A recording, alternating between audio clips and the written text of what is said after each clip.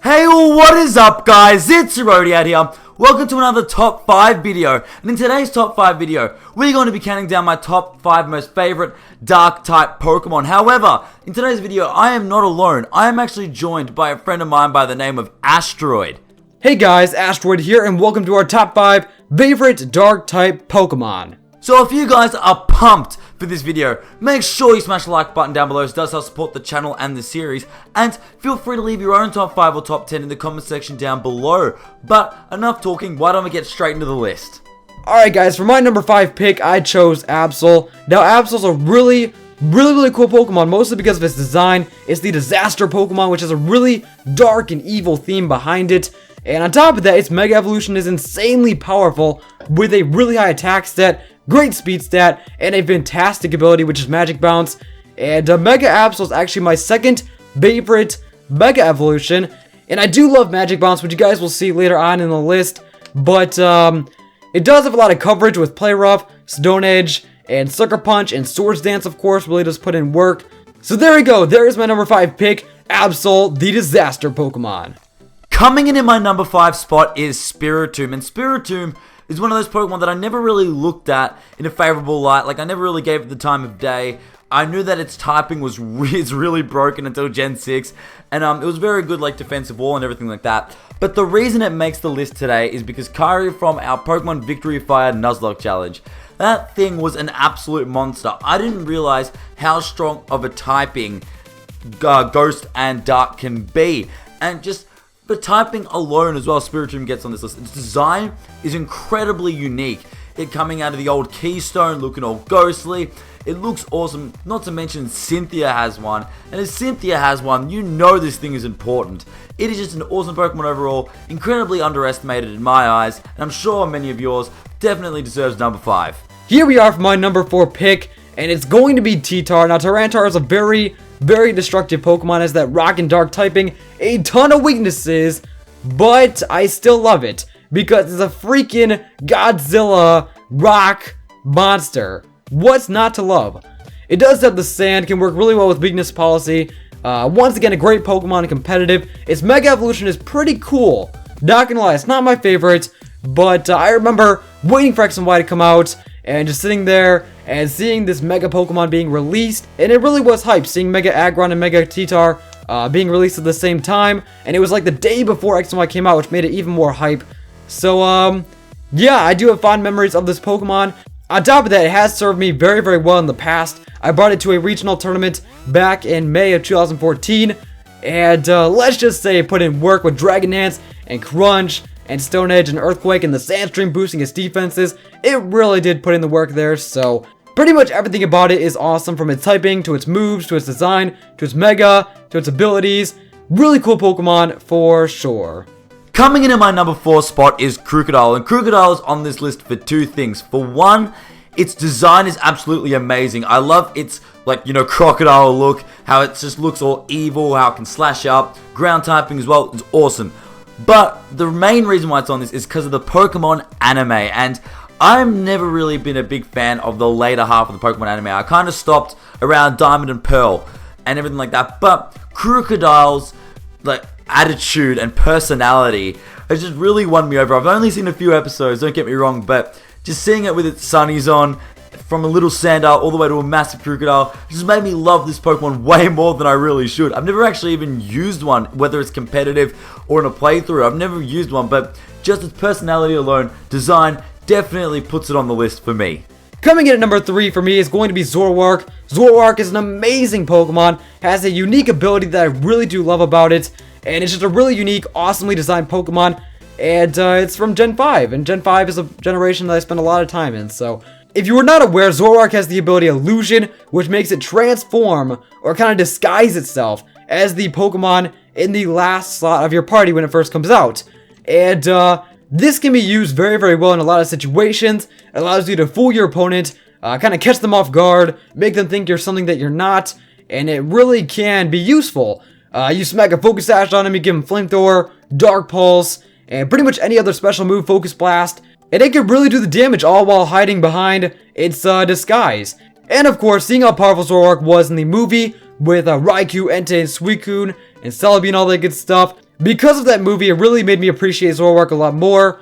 And it's just overall a really, really amazing dark type. And on top of that, it has a really awesome shiny. I mean, come on, purple and black. Looks incredible.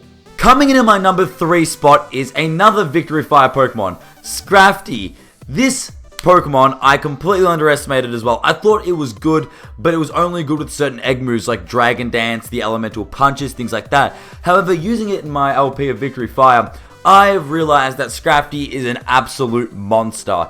It has attack to hit like a truck. It is incredibly bulky. It is not the fastest thing in the world. However, with stats so high in other aspects like attack, health, and everything like that, you have to sacrifice a bit here and there.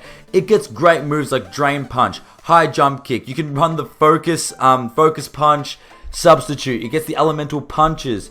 You can slap an Assault Vest, Leftovers, make it bulky. This thing is incredibly versatile. Not only that, its design is really cool. I like it how it's got like, you know, the little lizard pants. Can't even afford a belt, so we're struggling to pull them up. You know, it's just really cool design, very unique. I love this Pokemon. Number 3 for sure. We are really starting to get down into the depths of this top 5. But coming in at number 2 for me is going to be Darkrai.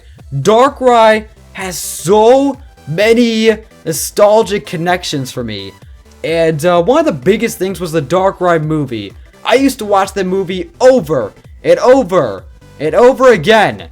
And I just love Darkrai. It's such a cool Pokemon, has an eerie design, a really amazing and powerful design, and I just have so much nostalgia from seeing it as a kid in that movie.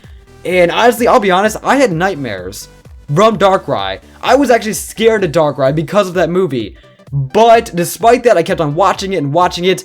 With Palkia and Dialga fighting and Darkrai coming between the two, and Darkrai's amazing voice in that movie, it just really brought the entire thing together and made it a very, very memorable Pokemon.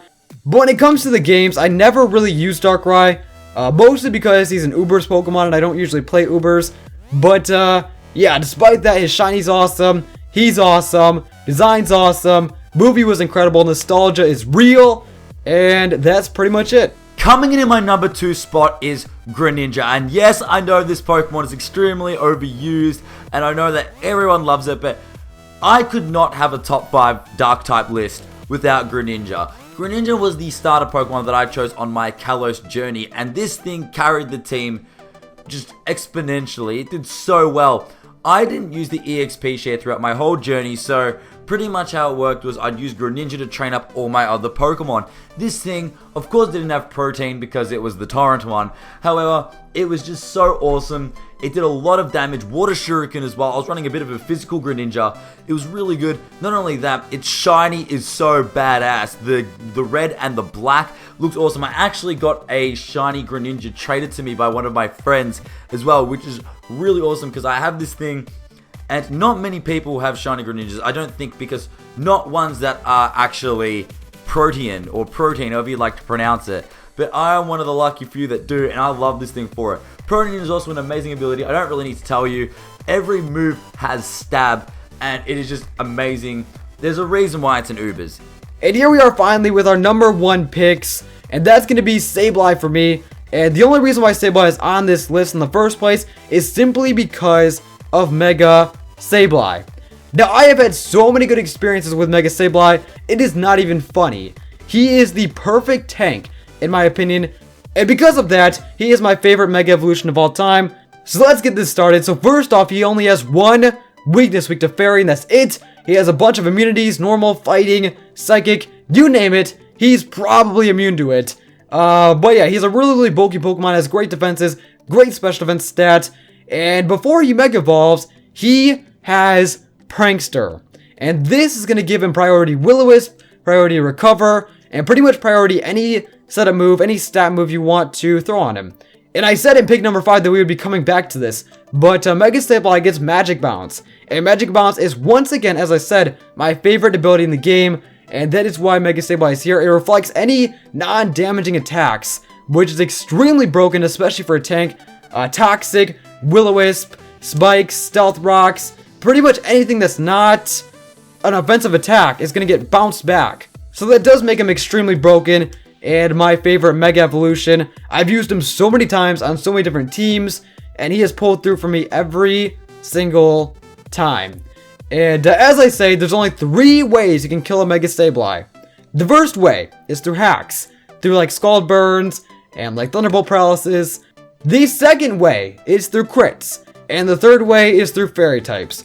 Otherwise, there's a good chance that Mega Sableye will pretty much 6-0, sweep, Calm Mind, Will-O-Wisp, Recover, Dark Pulse, you name it, he will put in the work. And taking my number 1 spot on this top 5 most favorite dark type list is a Pokemon you may not have expected, Malamar. Now, Malamar is a Pokemon that I used on my first ever journey through Kalos because it really intrigued me. The idea of turning your 3DS around to evolve it, yeah, is a gimmicky, gimmick, I guess you could say, but its design really stands out because it's just an upside down Inkay, and Inkay is an upside down Malamar. It just looks really good. Not only that, Contrary superpower is pretty much all you need to win battles in Pokemon at all. You can teach it Night Slash as well, so if you get the superpower boost and Night Slash, you're good to go. I tend to run a Choice Scarf on mine just because once you can make it a late game sweeper and superpower everything to win, you can also make it a Jolly nature